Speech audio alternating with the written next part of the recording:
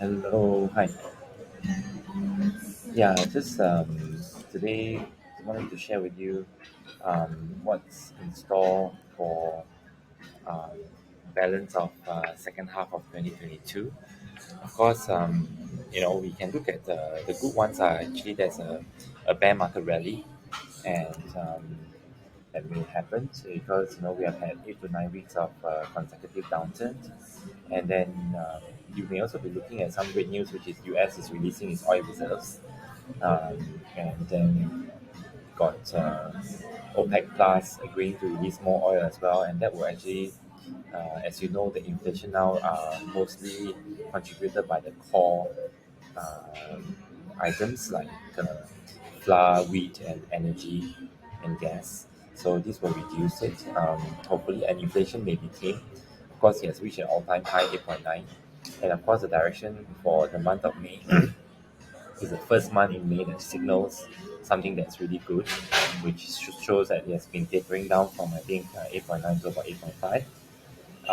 So hopefully the downtrend continues, which means that the US Fed is actually doing their part. Of course, item 2 and 3 above is actually more the role of the government, and of course, we hope that the Ukraine war stops as well. And of course, the companies with pricing powers may still be doing well. And if the war stops and the ports are back in operations, like in Ukraine, it will help uh, all these global trades to actually go back to normalization. And of course, we got the Shanghai reopening this week as well. So basically, Fed also did mention that they will, in their September meetings, it's very likely that they will do a zero point 0.5 and another 0.5% hike, which will lead to come to around 2.5%, which is something that they have been wanting to do. Even during the COVID, they see that inflation actually is good. It's just that it's not too high, and between 2% is something that they have been expected. And they did mention that they'll ease on all this in September onwards. Um, so they did mention in the May minutes on their future September. So Shanghai reopening as well shows that the resumption of global trades and are also very important to bring, especially all those shipping costs, and also shutting down of plants, causing materials to go up, costs to go up because there could be a huge demand for especially core items. So it looks like May month is actually the beginning of something that's very interesting. Of course, the bad ones you'll be looking at consumer savings at its all-time low since 2008, and they apparently based on important consumer data, we still have 9 more months to spend before they start looking for job. Job market is still very hot from last week's data.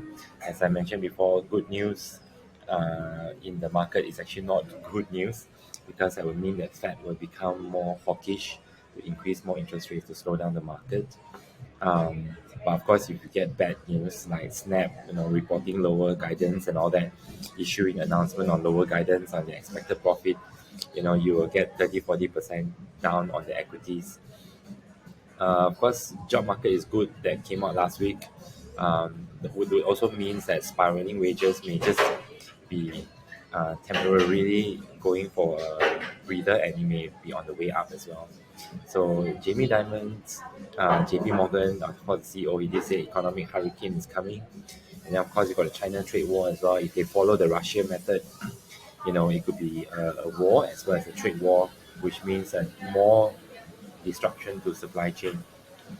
And then you got the other NATO countries or NATO friendly countries like Finland and all that who may join, and then they may start a war with Russia.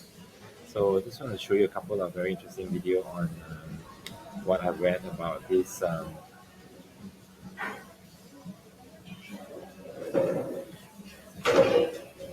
Yesterday, it was back at 4,200. Why? Saying I think it's called FUD Industries. I don't know, like it has a real name. I think it's called Gavkel Group, whatever. They're saying that the five conditions for a stock market slash economic global collapse have been met.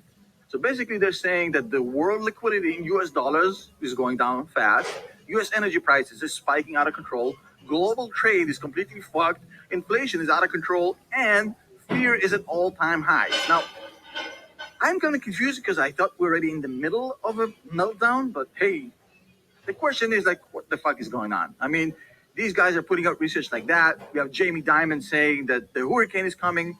Then we have his head strategist coming out and saying everything's going to be Gucci. I mean, look at the index. The S&P 500 on May 4th was $4,300. 2 weeks later, it was at 3,900. Yesterday, it was back at 4,200. Why? Well, quick answer. I mean, calling this market a casino is probably an insult to casinos. I mean, expecting the stock market to have any Yeah, sort it's of funny. rationale or logic in the short term is like expecting to ride a bicycle backwards, naked, inside the bodega. I mean, that's not going to be pretty. Now, on a serious note, what's the real answer here? Well, the worst case of everything is already kind of priced in into this market. We got algo trading. We got the Fed hinting that inflation will be stopped this year. Russia and Ukraine is kind of becoming this long attrition war. Saudi is warming up to the US, meeting with Biden, talking about more supply, potentially reducing the price of oil. So is this the soft landing everybody was expecting? Maybe. Who knows? I mean, this is not a stable market. I mean, let's be honest. So there's Yeah, so basically, as you can see, by this very famous fund managers, investment company that says about, the five conditions of a market collapse has already happened.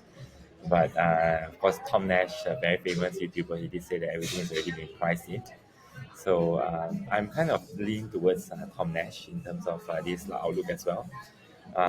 Always a believer that we should always invest when fear is at its maximum, which is right now. And I think at maximum fear, whenever nobody is talking about it, then it's probably the best time to actually invest.